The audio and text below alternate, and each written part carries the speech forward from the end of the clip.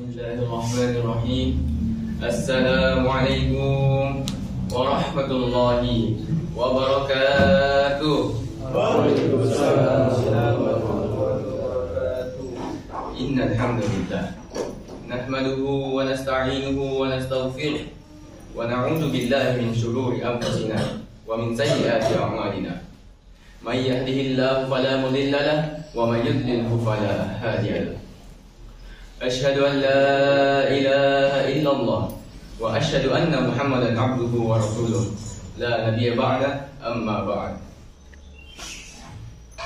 Pertama-tama, marilah kita panjatkan puja dan puji syukur kita atas kehadirat Allah Subhanahu wa taala yang telah memberikan kita nikmat mata untuk melihat, nikmat telinga untuk mendengar, nikmat tangan untuk menggenggam, dan nikmat kaki untuk berjalan ke tempat yang insya Allah penuh keberkahan ini.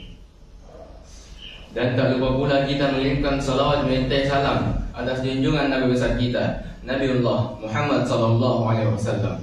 Allahumma shalli wa sallim alaihi. Ialah Nabi yang telah membawa umatnya dari zaman yang gelap gulita menuju zaman yang terang benderang. Atau dengan kata lainnya, yukhrijun nas minadh dhulumati ilan nur. Alhamdulillah, Allah telah menganugerahkan kepada kita manusia yang mulia, yaitu Rasulullah Muhammad sallallahu alaihi wasallam, karena kemuliaan dan akhlak beliau. Allah Subhanahu wa taala mengakuinya dalam kitab suci Al-Qur'an, bukan karena silsilah dan hartanya. Allah Subhanahu wa taala berfirman, A'udzu billahi minasyaitonir rajim. Bismillahirrahmanirrahim. Wa innaka la'ala khuluqin 'adzim. Yang artinya, sesungguhnya engkau benar-benar berbudi pekerti luhur. Quran surah Al-Qalam ayat 4. Budi pekerti atau karakter dibentuk oleh keyakinan, pengetahuan, dan keterampilan. Semuanya tergambar pada perilaku. Apa bedanya perilaku Rasulullah SAW dengan kita umatnya? Ternyata bedanya cuma sedikit. Kalau Rasulullah SAW tidurnya sedikit, kita umatnya sedikit tidur. Tak mengenal tempat kerja, ruang rapat maupun ruang kelas bagi pelajar. Itu pun dimanfaatkan waktu luangnya untuk tidur, sekalipun aktivitasnya sedang berlangsung. Kalau Rasulullah SAW makannya sedikit, kita umatnya sedikit makan. Makanan yang kita makan kadang membuat kita lupa diri, saking banyaknya makanan siap saji. Makanan-makanan tersebut kadang membuat kita tergiur dan kurang memperhatikan kesehatan kita. Makanan tersebut dapat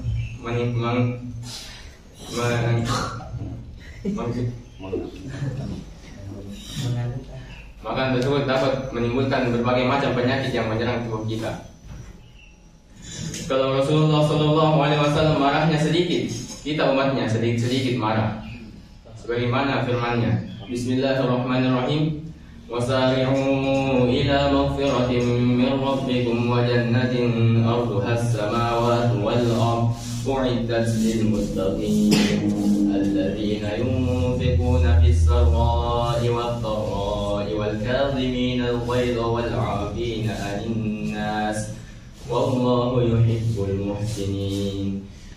Yang artinya, dan bersegeralah kamu mencari ampunan dari Tuhanmu dan mendapatkan surga yang luasnya seluas langit dan bumi, yang disediakan bagi orang-orang yang bertakwa, yaitu orang-orang yang berinfak baik di waktu lapang maupun sempit, dan orang-orang yang menahan amarahnya dan memaafkan kesalahan orang lain. Dan Allah mencintai orang-orang yang berbuat kebaikan. Quran surah Al-Imran ayat 133 sampai 134. Jadi, ayat ini mengajarkan kita untuk saling memaafkan dalam suatu kesalahpahaman, baik itu sengaja maupun tidak sengaja. Kalau Rasulullah SAW sedikit baca Al-Quran, kita baca Al-Qurannya sedikit. Kita sedikit gosip, Rasulullah tidak pernah. Kita sedikit nonton, Rasulullah tidak pernah. Kita sedikit buka HP, Rasulullah tidak pernah. Ma'asyiral muslimin rahimakumullah. Sebenarnya hal pertama yang perlu kita renungi adalah efektivitas kehidupan kita. Ada dua nikmat yang sering disia-siakan, yaitu nikmat kesehatan dan waktu luang. Apa maksudnya? Jika dalam keadaan sehat, kita merasa nikmat kesehatan itu biasa saja. Namun jika dalam keadaan sakit, barulah terasa betapa nikmatnya kesehatan itu. Coba bayangkan, Anda kesulitan dalam bernafas, Anda membutuhkan alat bantu pernafasan berupa tabung oksigen. Berapakah biaya yang perlu Anda keluarkan dalam sebulan atau setahun?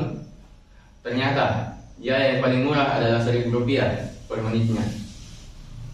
Berarti Rp60.000 per jamnya, Rp600.000 selama 10 jam, Rp1.440.000 selama 24 jam, Rp42.300.000 selama sebulan. Dan coba bayangkan, jika selama setahun biayanya mencapai Rp525.600.000.